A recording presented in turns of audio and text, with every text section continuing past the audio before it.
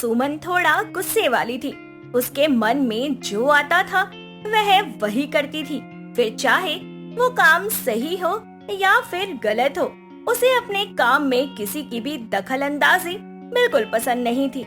लेकिन उसकी बहू आरती के आने के बाद से किसी भी चीज में वह अपनी मनमानी नहीं कर पाती थी, जिसके चलते दोनों के बीच में आए दिन कलेश होता रहता था। एक दिन सुमन अपने कमरे में साड़ी प्रेस कर रही होती है, तभी आरती चाय लेकर वहां आती है और देखती है कि साड़ी हल्की है और नेट की है। तभी वह अपनी सास से प्रेस छीनकर बोलती है, अरे माँ जी, आप क्या कर रही हो? इतने हल्के कपड़े में इतना गरम प्रेस नहीं किया जाता है, वरना कपड़ा जल जाएगा। आपका ध्यान भी पता नहीं कहाँ रहता है। बहू, तू अपना मुंह बंद ही रख। बड़ी आई मुझे ज्ञान देने वाली।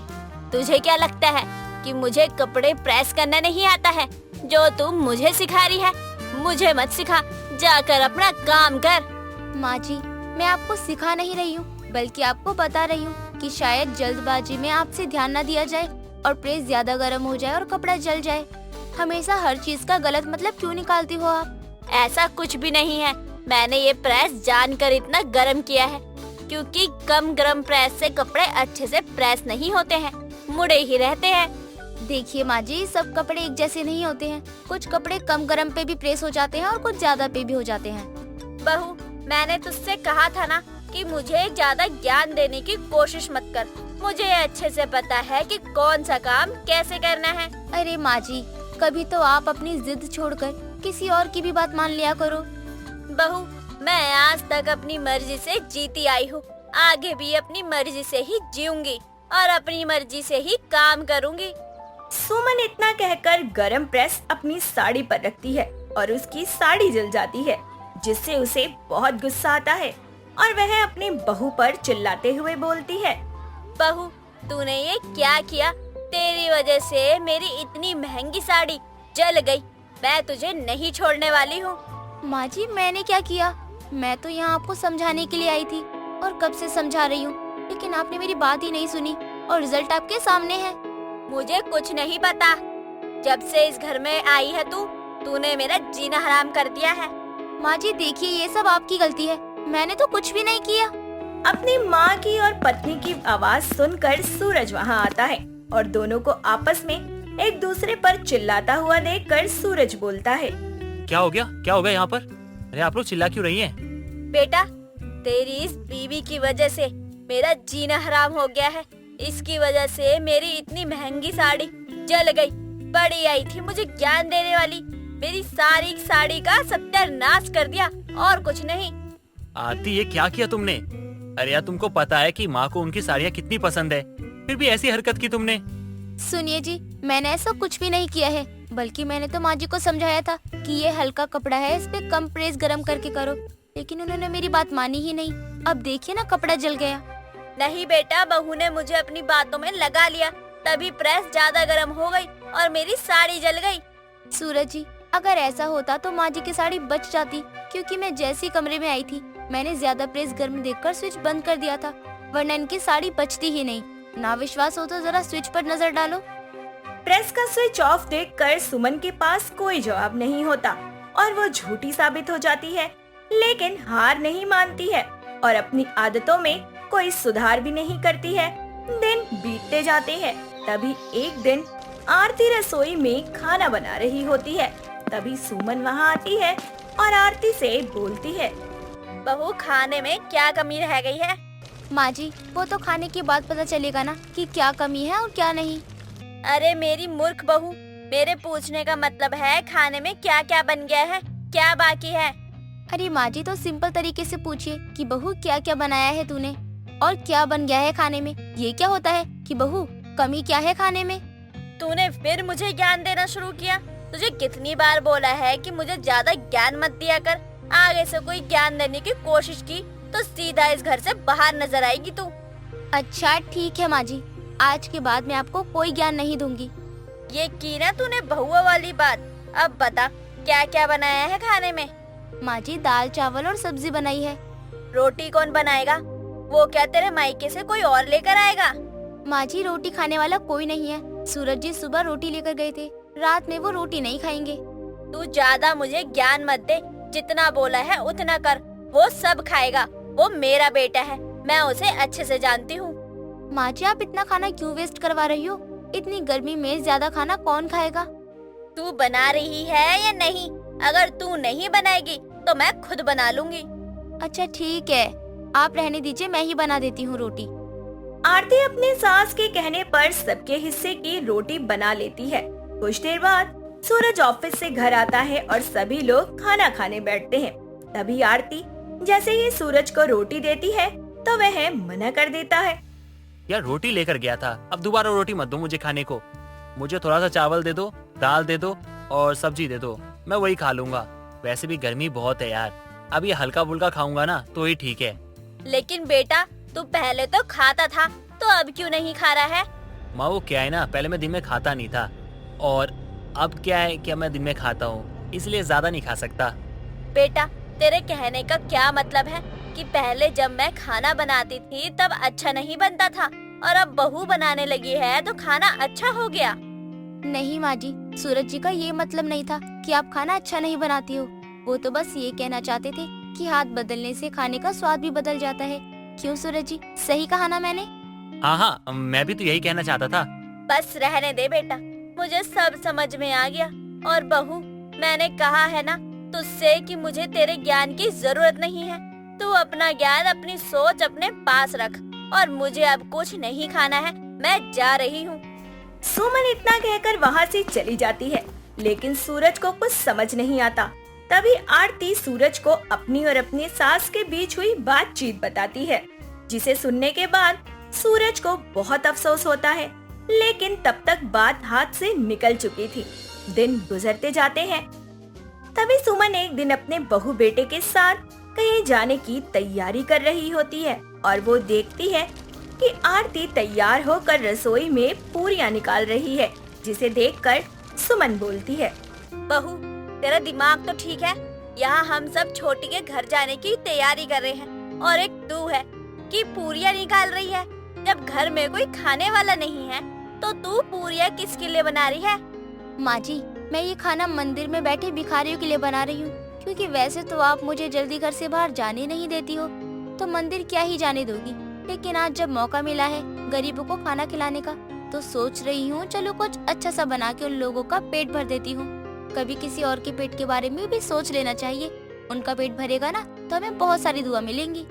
हाँ ठीक है, मैं भी यही कहने वाली थी तुझसे कि तेरी मौसी के रास्ते में एक बहुत बड़ा और अच्छा मंदिर पड़ता है, दर्शन भी हो जाएंगे और गरीबों को खाना भी दे देंगे। मुझे ज्यादा ज्ञान मत दे, मुझे तुझसे ज्यादा पता है। अब अगर तेरा खाना बन गया हो तो जल्दी से अपना हुलिया ठीक कर और चल यहाँ से। बड़ी आई मुझे ज्ञान देने वाली। अपनी सास की बात सुनकर आरती मुस्कुराने लगती है।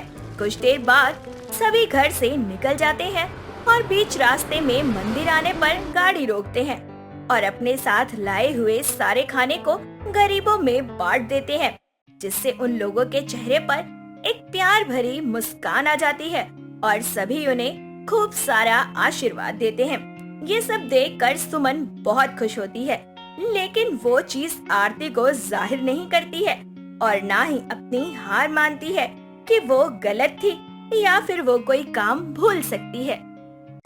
सितारा और चेतन बहुत ही प्यारे से हस्बैंड वाइफ है। दोनों की शादी अभी नवंबर के महीने में ही हुई थी। कुछ ही हफ्तों में सितारा ने अपने ससुराल की सारी जिम्मेदारियां संभाल ली थी। ऐसे ही शाम को वो छत से कपड़े उतार कर ला रही थी कि ठंडी हवाओं के चलने से उसे ठंड लगती है और वो ठिठुरते हुए नीचे आ जाती है और कपड़े साइड में रखकर सोफे पर एक कोने में पैर ऊपर करके कांपते हुए खुद से बोलने लगती है। अरे क्या हुआ बहू, तू ऐसे कांप क्यों रही है? तेरी तबीयत खराब हो रही है क्या? अरे बोल तो सही कुछ। वो माँ जी, ऊपर बहुत ठंड लग रही थी। अभी तो दिसंबर भी नहीं आया है, इतनी ठंडी हवा चल रही है जैसे कि ठंड आ गई हो। ओहो, इतनी ज्यादा ठंड भी नहीं हो रही है कि तू 4 कपड़े लाने में इतना कांप रही है। थोड़ी सी हवा लग गई होगी, कमरे में लेट जा थोड़ी देर, जब ठंड आएगी फिर क्या होगा तेरा। माँ जी, आप मुझे कमरे तक छोड़ दीजिए प्लीज माँ जी। नौटंकी कहीं की, अब इसे कमरे तक छोड़ने जाऊं मैं। सितारा की बात सुन चांदनी उसे कमरे में छोड़ने जाती है और लिटाकर कंबल उड़ा देती है और हीटर भी चला देती है। 2 घंटे बाद उसे ठीक लगता है और वो शाम का खाना बनाकर रख देती है। तभी चंदू भी आ जाता है और उसके लिए आइसक्रीम लाता है। ये देखकर वो खुशी के मारे आइसक्रीम खा लेती है। फिर सभी साथ में डिनर कर लेते हैं। कुछ देर बाद वो अपने कमरे में फिर से कांपने लगती है क्योंकि उसे फिर से बहुत ठंड लग रही थी। ये देखकर चंदू उसे कहता है, क्या हुआ जान, तुम अचानक से कांपने क्यों लग गई? बुखार तो नहीं है ना तुम्हें? नहीं, बुखार तो है नहीं, फिर कांप क्यों रही हो? क्या हो गया? चंदू जी, मुझे बहुत जोर से ठंड लग रही है। शायद आइसक्रीम खाने से हो रहा है। अभी थोड़ी देर पहले ही मुझे छत पर ठंडी हवा लगी थी और मैं ऐसे ही कांप रही थी, फिर ठीक हो गई। चंदू जी, मुझे बहुत ठंड लग रही है, कुछ कीजिए ना। अरे जान, अभी ठीक से सर्दी आई कहाँ है, तुम कांप क्यों रही हो? आओ मेरे पास आओ। चंदू ये बोलकर उसे ब्लैंकेट के साथ हग कर लेता है और उसके साथ ऐसे ही बैठकर वो सो जाता है। वक्त बीतता है और ठंड के मारे सितारा नहाने के लिए बहुत सोचती है और फिर कैसे न कैसे करके नहा लिया करती थी। नहाने के कई घंटों बाद वो कांपती रहती। ऐसी एक दिन वो टोपा शॉल ओढ़े बाथरूम में अपने सामने बाल्टी में गर्म पानी देखकर कांपती है और बोलती है, अरे आज सच में नहाना पड़ेगा। मेरी तो बिल्कुल इच्छा नहीं हो रही है नहाने की। हे भगवान, ये सर्दी आती ही क्यों है जिसमें नहाने के लिए इतना सोचना पड़े। मुझे तो गर्मी ही अच्छी लगती है, गर्मी में नहाने के लिए सोचना ही नहीं पड़ता। अब तो सर्दी आ ही गई है, बाल्टी में पानी मिक्स कर लेती हूँ। ये बोलकर सितारा गर्म पानी को ठंडे पानी से मिक्स करती है, लेकिन उससे ज्यादा पानी मिक्स हो जाता है। जैसे ही वो पानी में उंगली डालकर चेक करती है तो झट से पानी से उंगली निकाल लेती है क्योंकि उसे पानी बहुत ठंडा लग रहा था और वो खुद से बोलती है, बाप रे बाप, ये पानी नहीं ठंडी कोल्ड ड्रिंक जैसा पानी हो गया है। लगता है मैंने ज्यादा ही पानी मिला दिया है। अब तो मेरी हिम्मत नहीं पड़ रही कि मैं नहाऊं। कहीं इस पानी से नहाकर मैं बाथरूम में ही मर गई तो, या फिर कहीं मुझे सर्दी जुकाम हो गया तो चंदू जी के बहुत पैसे खर्च हो जाएंगे और कहीं मुझे निमोनिया का खतरा हो गया तो। नहीं नहीं नहीं नहीं, सर्दी आ चुकी है, सब लोग नहाने के फायदे बताएंगे, लेकिन जान भी तो मेरी है, इसलिए मेरी हिम्मत नहीं हो रही कि मैं नहाऊं। चाहे कुछ भी हो जाए, मुझे एक ही बात पर अड़े रहना है, क्योंकि जल है तो कल है। तो मतलब निष्कर्ष यही निकलता है कि आज सितारा नहीं नहाएगी, तो ठंडे ठंडे पानी बाय बाय।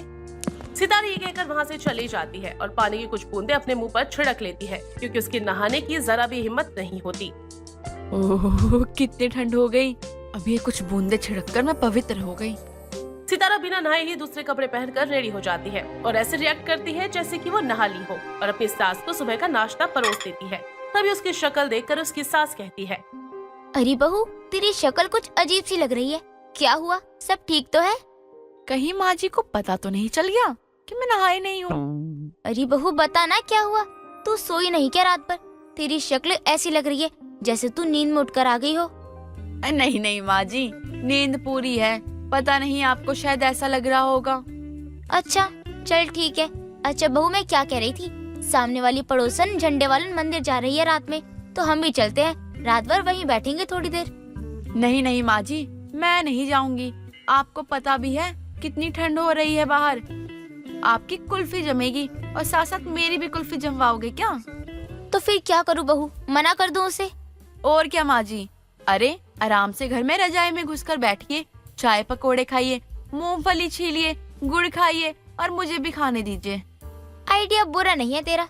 चल फिर तू जा, जैसा बोली है ना वैसे पकोड़े बना कर ला मेरे लिए। हैं? ये क्या, मैं खुद फंस गई। अब पकोड़े बनाने पड़ेंगे मुझे। चलो कोई नहीं, पकोड़े मैं खुद भी तो खाऊंगी। ये बोलकर सितारा पकोड़े बनाने तुरंत ही रसोई में चली जाती है और कुछ ही देर में वो अपनी सास के सामने पकोड़े लाकर उनसे कहती है, लीजिए माँ जी, खाइए, गरम गरम पकोड़े बहुत अच्छे बने हैं। अब तू इतने प्यार से लाई है तो मैं खाऊंगी ही ना। ऐसे ही वक्त बीत जाता है। सितारा बिल्कुल भी नहीं नहाती, बस मुंह धोकर अपने कपड़े रोज बदल कर आ जाया करती। सबको लगता है कि वो नहाई हुई है, इसलिए कांपने का नाटक भी करती। ऐसे ही दोपहर के वक्त सितारा अपनी सास के साथ सोफे पर बैठकर टीवी देख रही होती है। तभी गंदी सी बदबू चांदनी की ओर आने लगती है और वो बोलती है, अरे बहू, कहीं से बहुत गंदी सी स्मेल आ रही है, तुझे नहीं आ रही क्या? कहीं मेरे ना नहाने की वजह से मुझ में से माँ जी को बदबू तो नहीं आने लगी? अरे नहीं नहीं माँ जी, मुझे तो कोई बदबू नहीं आ रही है। आपको कहाँ से आ रही है? अरे बहू, तेरी नाक खराब हो गई है क्या? इतनी बदबू आ रही है। कहीं कोई चूहा तो नहीं मर गया सोफे के नीचे? नहीं माँ जी, मैंने सुबह साफ किया था, कुछ नहीं है ये सब। मुझे तो बहुत गंदी बदबू आ रही है, मैं जा रही हूँ अपने कमरे में। ठीक है माँ जी, लगता है मुझे परफ्यूम लगाना शुरू कर देना चाहिए। क्योंकि मुझे बिना नहाए 10 दिन हो गए हैं। कुछ देर बाद चांदनी कमर पर बाम लगवाने के लिए अपनी बहू के पास जाती है और उसे फिर से बदबू आने लगती है, लेकिन वो कुछ नहीं कहती मगर बाम लेकर चली जाती है। तभी वो कमरे के बाहर जाकर चुपके से सितारा पर नजर रखती है। सितारा अपना परफ्यूम ढूंढते हुए परेशान हो रही थी। जब भी कोई काम की चीज चाहिए होती है तभी पता नहीं क्यों नहीं मिलती है वो। अब कहाँ गया ये परफ्यूम? अगर ये नहीं लगाया तो माँ जी को पता चल जाएगा कि मैं नहाई नहीं हूँ। इसका मतलब मैं सही थी, वो गंदी बदबू बहू में से ही आ रही थी। पता नहीं सड़ेली कब से नहीं नहाई, लेकिन अभी से नहलाऊंगी, बस कल सुबह हो जाए। अगले दिन सुबह सुबह चांदनी उसके कमरे में आती है और उससे कहती है, अरे बहू, मैं तेरे लिए गर्म पानी की बाल्टी लाई थी, वो मैं अभी नहा नहीं रही हूँ, थोड़ी देर बाद नहाऊंगी, इसलिए पानी ठंडा होने से पहले तू नहा ले, वरना ये गर्म पानी भी वेस्ट हो जाएगा। अरे माँ जी आप नहा लीजिए ना, मेरी चिंता मत कीजिए, मैं नहा लूंगी घर का काम करके। अरे नहीं बहू, तू ही नहा ले इस पानी से, तुझे पता है ना बिजली का बिल कितना आता है, जा नहा ले, पानी ठंडा हो रहा है। पता नहीं माँ जी को बेचैन नहीं है जो मेरे लिए पानी लाकर रख दिया। वैसे इनसे कुछ उठता नहीं है और अब ये भारी बाल्टी उठाकर लेकर आई हैं। ठीक है माँ जी, मैं नहाने जा रही हूँ। ये बोलकर जब सितारा अपनी नहाने की बाल्टी बाथरूम में रखती है तो चांदनी बाहर कान लगाकर सुनती है ताकि उसे नहाने का शोर आए और पता चल जाए, लेकिन ऐसा कुछ होता नहीं है। सितारा पानी फैलाकर मुंह पर पानी छिड़ककर जल्दी से बाहर आती है और कांपने का नाटक करती है। चांदनी को बाहर आने का पता लगता है और वो 4 कदम पीछे हो जाती है और अपनी बहू को देखकर कहती है, अरे बहू तू नहाई नहीं क्या अभी तक? कैसी सूखी सूखी सी लग रही है। अरे नहीं माँ जी, मैं तो नहा ली पूरी। आप यहाँ कैसे? आप गई नहीं क्या? अरे बहू, मैं तेरा यहीं बैठकर इंतजार कर रही थी, लेकिन तू मुझे अभी भी ठीक नहीं लग रही है। वो चमक है ही नहीं तेरे चेहरे पर नहाने की, इसलिए एक बाल्टी गर्म पानी और है, ये ले, इस बार अच्छे से नहा कर आइयो, चल जा। अरे माँ जी पर मैं नहा ली, बार बार जाओ क्या? माँ जी नहीं नहाना मुझे। बहू चल जा और नहा करा, और अच्छे से नहा कर आइयो इस बार। सितारा ना चाहते हुए भी दोबारा बाथरूम में जाती है और बाल्टी रखकर परेशान होकर खुद से कहती है, माँ जी लगता है मुझे बिना नहलाए तो मानेंगी नहीं। अब तो वो शायद मेरे बाथरूम के बाहर ही हैं, इसलिए मुझे सावधान रहना पड़ेगा और यकीन दिलाना पड़ेगा कि मैं नहा ली हूँ। ये बोलकर सितारा मग में से गर्म पानी लेकर जमीन पर डालती है और ड्रामा करते हुए कहती है, आह वही मग कितना ठंडा पानी है। हे भगवान, मुझे बहुत ठंड लग रही है, अब की बार तो नहाना ही पड़ेगा मुझे। ठंडी। इस तरह पानी फैलाकर आवाज करके नहाने की एक्टिंग करती है और बाहर कान लगाकर सुनते हुए चांदनी बोलती है, चलो आखिरकार बहू नहा ही ली, मेरी तरकीब काम आई, कब से घर में बदबू फैला रही थी बिना नहाए। चांदनी को इस बात का धोखा हो जाता है, जबकि असल में सितारा नहाती ही नहीं है, बस अपनी सास के साथ चालाकी करती है। सितारा बाहर आती है और कहती है, माँ जी मुझे बहुत ठंड लग रही है, थोड़ी देर मैं धूप में बैठ रही हूँ, अब आप भी नहा लो। ठीक है बहू। ये बोलकर चांदनी खुद भी नहा लेती है और धूप में बैठने छत पर आती है। अपनी बहू को खुद से बात करते हुए सुन लेती है, जिसके बाद चांदनी को फिर से यकीन हो जाता है कि उसकी बहू नहीं नहाई। अब वो उसको नहलाने के लिए अगले दिन उस पर जानबूझकर बाल्टी से पानी फेंक देती है, जिसके बाद सितारा को बहुत ठंड लगती है और वो कहती है, अरे माँ जी ये क्या किया आपने? मुझे गीला कर दिया जानबूझकर। आपको पता है ना मुझे नहाना नहीं पसंद, पता नहीं कल से आप मेरे पीछे क्यों पड़ी हो। अरे बहू मैंने जानबूझकर नहीं किया, तू अचानक से सामने आ गई, मैं तो हॉल धो रही थी और पानी तुझ पर चला गया, और देख तू तो पूरी गीली हो गई, जा जल्दी से नहा ले। अब तो बहू पूरी गीली हो गई है, अब तो इसे नहाना ही पड़ेगा। इस बार सचमुच में सितारा को नहाना पड़ता है और इस बात से वो काफी चिढ़ जाती है और अपने पति से सास की शिकायत करती है, जिसके बाद चंदू बोलता है, माँ आपने ऐसा क्यों किया? सितारा पे पानी क्यों डाला आपने? बेटा मैंने जानबूझकर नहीं किया, बहू अचानक से सामने आ गई थी। नहीं चंदू जी, माँ जी झूठ बोल रही हैं। अच्छा ये छोड़, तो मैं क्या करती? तुझे बहू अजीब नहीं लग रही थी क्या? इतने दिन से नहाई नहीं थी, अरे इसके शरीर में खुजली हो रही थी, रेशेस, ये कोई परेशानी हो गई थी, और ये 15 दिन से नहाई नहीं थी, मैंने खुद इसके मुंह से सुना है। क्या सच में माँ? हाँ बेटा, अगर ये एक दिन छोड़ के एक दिन नहाए ना तो भी कोई बुरी बात नहीं है। मानती हूँ सर्दी है, रोज मत नहा, पर इतने दिन थोड़ी ना। बहू घर की लक्ष्मी होती है, रोज पूजा पाठ भी बिना नहाए धोए अच्छा नहीं लगता है ना, इसलिए समझा रही हूँ अब इसे। चांदनी की बात सुनकर सितारा को अपने किए पर पछतावा होता है और वो उसकी बात सुनकर सर्दी में अच्छे से नहाना शुरू कर देती है, जिसके बाद सब ठीक हो जाता है। ये कहानी है बिहार के एक छोटे से गांव विक्रमगंज की। जहाँ लोग बहुत ही हंसी खुशी से रहा करते थे।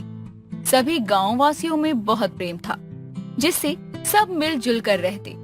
वहाँ पर एक हरिया नाम का आदमी था, जो कि दिल से बहुत अच्छा था। वो लोगों की बहुत मदद करता और वो गरीब जरूर था, लेकिन दिल से बहुत अमीर था। बरसात का मौसम आता है, लोगों की फसल का वक्त था। हरिया और उसका दोस्त सुरेश अपने खेत के लिए निकलते हैं और आपस में बातें करते हैं। तभी हरिया कहता है, अरे सुरेश भाई, इस बार अपनी फसल बहुत अच्छी होगी। वो क्या है ना, जितनी बारिश होनी चाहिए बिल्कुल उतनी ही हो रही है।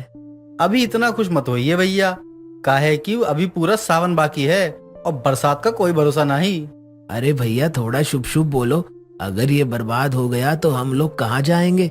एक तो यही हमारी रोजी रोटी है भाई। अरे इतना घबरा क्यों रहे हो भाई? अरे हम तो मजाक कर रहे हैं। ये गांव है और गांव में बारिश आने का बहुत संतुलन रहता है, क्योंकि हम शहरी लोगों की तरह पेड़ों को काटते नहीं हैं। तुमको शहर के बारे में बहुत जानकारी है, कभी गए भी हो तुम शहर? अरे नहीं गए तो क्या हुआ, एक दिन हम भी चले जाएंगे। अब बच्चे बड़े हो रहे हैं, कब तक इस गांव में रहकर गुजारा करेंगे? हमने तो सुना है वहाँ कुछ भी नहीं है, सब कुछ इतना महंगा हो गया है। कम से कम अपने गांव में सब सस्ता तो है। अरे हम तो शहर कभी नहीं जाएंगे, ये गांव ही हमारा माई बाप है। हरिया और सुरेश दोनों बातें करते करते अपने खेत पर चले जाते हैं, जहाँ हरिया और सुरेश बहुत अच्छे दोस्त थे। वहीं हरिया की पत्नी मोहिनी और सुरेश की पत्नी विमला भी दोनों एक अच्छी पड़ोसन के साथ साथ अच्छी दोस्त थी। ऐसे ही एक दिन मोहिनी और विमला बाजार जा रही थी कि तभी विमला बोलती है, भगवान करे इस बार फसल अच्छी हो जाए, ताकि हम इस बार त्योहार अच्छे से मना सके। हाँ विमला बहन, तुम बिल्कुल सही बोल रही हो। 2 साल पहले बाढ़ आई थी, जिसका असर 2 साल तक रहा, लेकिन इस बार बारिश ठीक ठाक हुई तो हमारी फसल बहुत अच्छी होगी। हाँ, वैसे हमारे पति कह रहे थे कि शहर चले जाते हैं, वहाँ बहुत काम मिलता है, कैसे भी करके गुजर बसर तो हो ही जाएगा। हमारा भी बहुत मन है कि हम भी शहर में रहें, पर हमारे वो इसके लिए कभी नहीं मानते हैं। हमें तो लगता है जब तक यहाँ बाढ़ नहीं आएगी कोई जाएगा ही नहीं। अब तुम हमारे झुमरी के पिता को ही देख लो, जो गांव से निकलकर शहर गए हैं और अच्छी जिंदगी चला रहे हैं। अरे बहन, बाढ़ का नाम मत लो। तुमको तो पता है अगर बाढ़ आई तो कितना नुकसान हो जाएगा, और हमारा गांव बहुत छोटा सा है, सब कुछ बह जाएगा। अब तो सब भगवान के भरोसे है बहन, हम तो बस यही मान सकते हैं कि सब कुछ कुशल मंगल हो। दोनों बातें करते करते बाजार जाती हैं और वहाँ से सब्जियाँ लेकर घर आ जाती हैं। ऐसे ही कुछ दिन बीतते हैं। गांव में सब कुछ अच्छा चल रहा था कि तभी गांव में अचानक से आंधी आती है, और वो आंधी काफी देर तक रहती है और 5 घंटे बाद बंद होती है। आंधी बंद होने के बाद हरिया और सुरेश घर के बाहर आते हैं, और साथ ही साथ हरिया का बेटा चंगू और सुरेश का बेटा कमल भी आते हैं। और चंगू बोलता है, कमल चलना, बाग में ना बहुत आम गिरे होंगे, चल जाके चुन लेते हैं। अरे नहीं नहीं, तू मौसम तो देख, अगर दोबारा आंधी आई तो हम उड़ जाएंगे और मेरे बाबा जी मुझे बचाने भी नहीं आएंगे। ना बाबा ना, तू जा। कितना डरता है तू? अरे अब तो तू 10 साल का हो गया है, अब बिना बाबा के नहीं रह पाता, डरपोक कहीं का। मैं तो जा रहा हूँ। उन दोनों को बात करता सुनकर हरिया बोलता है, कमल सही बोल रहा है चंगू बेटा, अभी कुछ नहीं पता है कि आंधी रुकेगी या नहीं, इसलिए घर में रहो, बाहर नहीं जाना। पता नहीं क्या ही होगा। अब एक आंधी आ गई है और इतना नुकसान कर गई है, अब बारिश का कोई पता नहीं। आप सही कह रहे हैं भाई साहब, मैं तो कहती हूँ कि ज्यादा बारिश ना हो, बस फसल कट जाए, उसके बाद जो होना होगा हो जाए। अरे हम परमात्मा के खिलाफ थोड़ी हैं जो वो हमारा नुकसान करेंगे।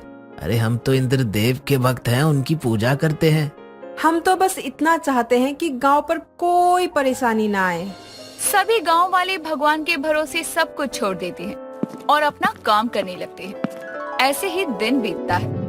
एक बड़ी आंधी के बाद गांव में बारिश का कहर होता है।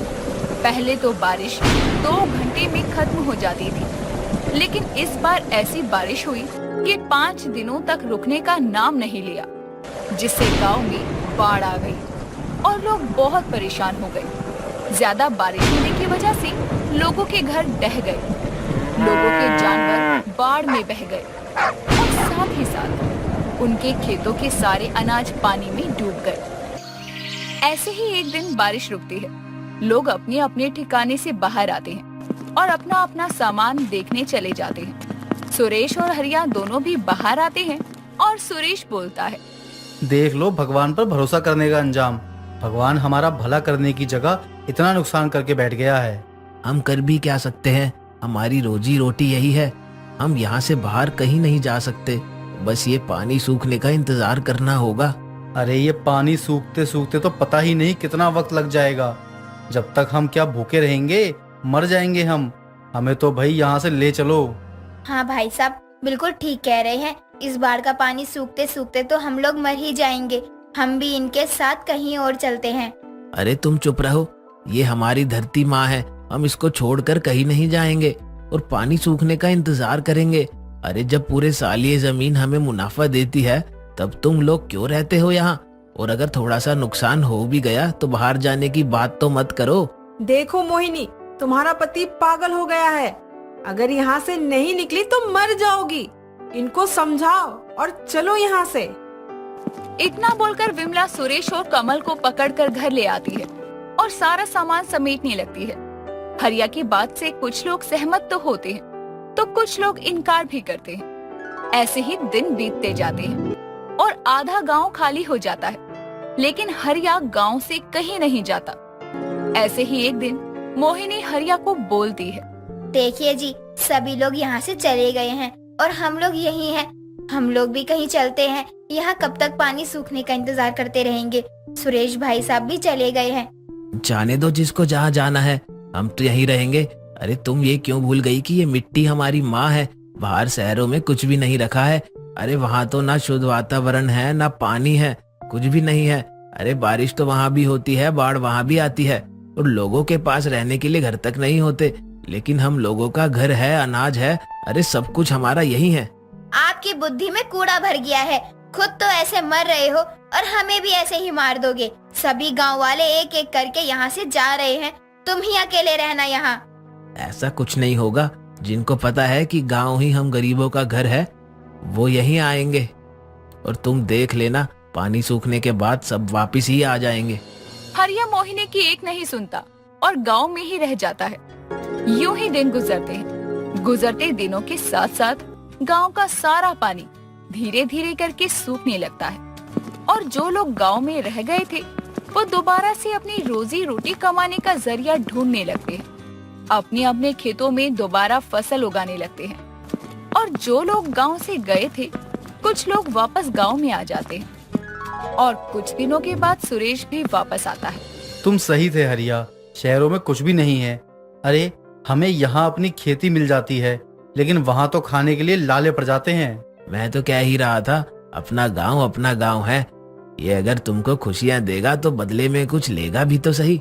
हरिया की बात पर सब संतुष्ट हो जाते हैं और अपनी एक नई जीवन को शुरू करते हैं और अपने अपने जमीनों को दोबारा ठीक करते हैं और फिर एक बार पूरा गांव मिलकर रहने लगता है।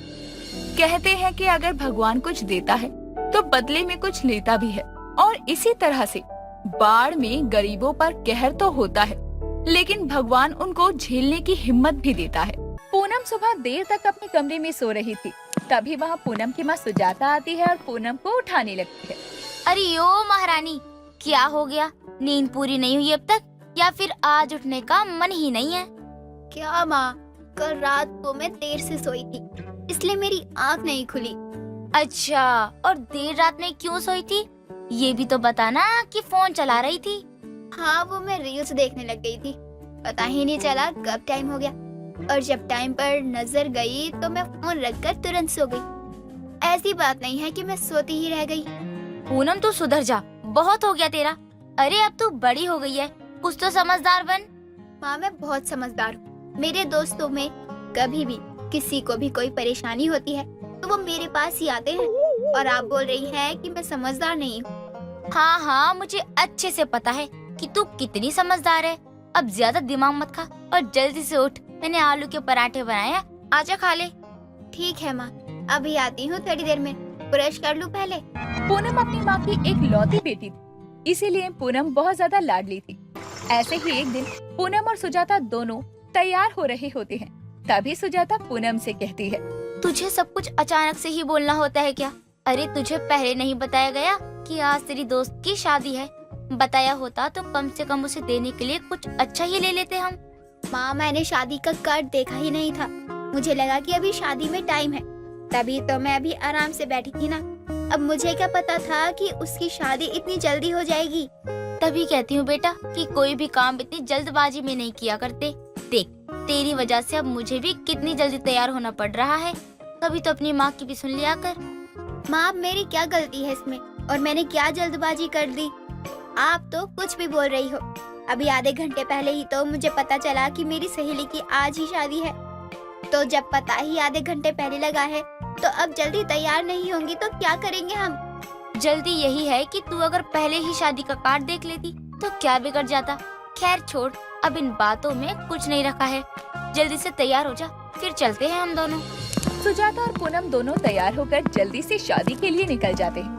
थोड़ी देर बाद दोनों पूनम की सहेली रिया के घर पहुंचते हैं, जहां शादी जैसा अभी कुछ भी नहीं हो रहा था।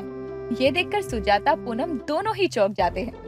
तभी पूनम की सहेली भी वहां आती है और दोनों को इतना तैयार देखकर कहती है, अरे पूनम आंटी जी, आप दोनों यहाँ अचानक से कैसे? और आप दोनों इतना तैयार क्यों हुए हो? कहीं बाहर शादी में जा रहे हो क्या आप दोनों? बेटा, हम तो यहाँ तेरी ही शादी के लिए आए थे। पूनम ने कहा था मुझसे कि तेरी शादी हो रही है।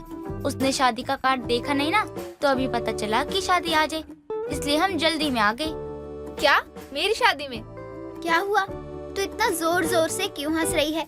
हमें बता तो सही, यहाँ कोई फंक्शन क्यों नहीं हो रहा? आज ही है ना तेरी शादी? अभी तूने मुझे फोन पर बताया था ना। नहीं यार, मेरी आज शादी नहीं है, और मैंने तुझे फोन पर याद दिलाने के लिए बोला था। 1 महीने बाद आज के दिन ही मेरी शादी है। यार तू भी ना पूरी बात तो सुनती ही नहीं है। पूनम तू सुधर जा, हमेशा ही काम बिगाड़ती है। चल अब घर यहाँ से। यहाँ आकर हमारी बेइज्जती तो करवा ही दी है। एक तो इतनी जल्दी में हमें यहाँ आना पड़ा। पूनम अपनी जल्दबाजी के चक्कर में कई सारे काम बिगाड़ देती थी और फिर बाद में ऐसे ही उसे डांट खानी पड़ती थी, लेकिन वो फिर भी सुधरती नहीं है। पूनम अब जल्दबाजी करती और काम बिगाड़ती थी। ऐसे ही कई दिन निकल जाते हैं। कुछ दिनों बाद सुजाता पूनम को कुछ पैसे देती है और बोलती है, पूनम ये ले पैसे, और पड़ोस वाली रमा आंटी को दिया। मैंने उनसे लिए थे ना पैसे। आपने उनसे क्यों पैसे लिए? वो तो खुद ही आपसे पैसे मांगती रहती है। अब क्या इतनी अमीर हो गई है कि उन्होंने आपको पैसे दिए? तू दिमाग मत चला, वो तेरे पास है नहीं, क्योंकि तू बस जो मैंने कहा है ना वो कर। ठीक है माँ, मैं दे आऊंगी पैसे। अच्छा, थोड़ी देर में जाऊंगी मैं। नहीं अभी जा, वरना थोड़ी देर में तू भूल जाएगी ना कि मैंने कोई काम भी दिया था तुझे। अपनी माँ की बात सुनकर पूनम तुरंत पड़ोसन रमा के घर जाती है, जहाँ रमा की बेटी सोम्या होती है। पूनम सोम्या से कहती है, रमा आंटी कहाँ है? माँ तो बाहर गई हैं, कुछ सामान लेने। क्या हुआ? माँ से कोई काम था क्या तुम्हें? हाँ, वो माँ ने कुछ पैसे दिए थे और कहा था कि रमा आंटी को दे देना। मैं बस इसलिए आई थी। अच्छा तो कोई बात नहीं, मुझे दे दो, मैं दे दूंगी माँ को जब माँ आएंगी। ठीक है, लेकिन याद से दे देना। और हाँ, ये भी बोलना कि पूनम देने आई थी। पूनम सोम्या को पैसे देकर वहाँ से चली जाती। कुछ देर बाद सुजाता के घर रमा आती है और गुस्से में रमा से कहती है, सुजाता, तू मेरी बेटी को क्यों पैसे देकर गई? मैंने तुझे पहले ही बताया था ना कि मेरी बेटी को पैसे मत दिया कर, उसकी वैसे ही तबीयत खराब रहती है। और तू पैसे देकर गई तो उसने तुरंत बाहर का खाना मंगवा लिया और अब उसकी तबीयत फिर से खराब हो गई। लेकिन मैंने तो पूनम को दिए थे पैसे, और ये भी कहा था कि पैसे रमा को ही दे के आना। सुजाता तुरंत पूनम को वहाँ बुलाती है और पूनम के आने पर बोलती है, पूनम, मैंने तुझे पैसे रमा आंटी को देने को कहा था ना, तो तूने दिए क्यों नहीं रमा आंटी को पैसे? नहीं, मैंने तो उनकी बेटी सौम्या को दिए थे। रमा आंटी तो घर पर ही नहीं थी। मुझे तो कुछ बोलना ही नहीं है। तेरी बेटी ने आज तक कोई काम बिना बिगाड़े किया है क्या, जो अब कर देगी? अरे सब कुछ पता होने के बाद भी पूनम हमेशा ही गलती करती रहती है। बाहर वालों से भी पूनम को बहुत डांट पड़ती है और पूनम अब कोशिश भी करती है कि उससे कोई भी गड़बड़ ना हो, लेकिन पूनम तो अब पूनम ही थी और वो बिना गलती के कहाँ रह पाती। वो हमेशा गलती करती थी। कुछ दिनों के बाद पूनम के घर कल्पना नाम की औरत अपने बेटे अर्जुन के साथ आती है। घर में सुजाता नहीं थी, इसीलिए पूनम उनसे कहती है, जी आप दोनों कौन और यहाँ क्यों आए हैं? वो हमें यहाँ तुम्हारी माँ ने बुलाया था, जरा अपनी माँ को बुला लो। माँ तो घर पर नहीं है, लेकिन आपने बताया ही नहीं कि आप हो कौन। मैंने तो पहले आपको कभी माँ के साथ देखा ही नहीं। आप माँ को कैसे जानती हो? क्या लगती हो मेरी माँ की? बेटा, घर पर मेहमान आए हैं, तू तो गेट पर ही खड़े करके सवाल जवाब किए जा रही है। चाय पानी नहीं पूछते हो क्या तुम लोग मेहमानों को, या फिर ये रिवाज ही नहीं है तुम लोगों के घर का? नहीं आंटी, ऐसी बात नहीं है, वो तो मैं बस पूछ रही थी। मैं तेरी माँ की दूर की बहन हूँ, मिलना जुलना तो वैसे भी कम ही होता है, इसीलिए तुझे मेरे बारे में खास नहीं पता है। खैर कोई बात नहीं, अब मैं आई हूँ ना, मैं तुझे बताती हूँ सब। पूनम उन लोगों को अंदर लेकर जाती है और चाय पानी देती है। कल्पना पूनम को भी जबरदस्ती चाय पिला देती है। काफी देर बाद जब सुजाता आती है तो देखती है कि घर का सारा सामान यहाँ वहाँ बिखरा था, काफी कुछ गायब था। पूनम वहीं बेहोश होती है।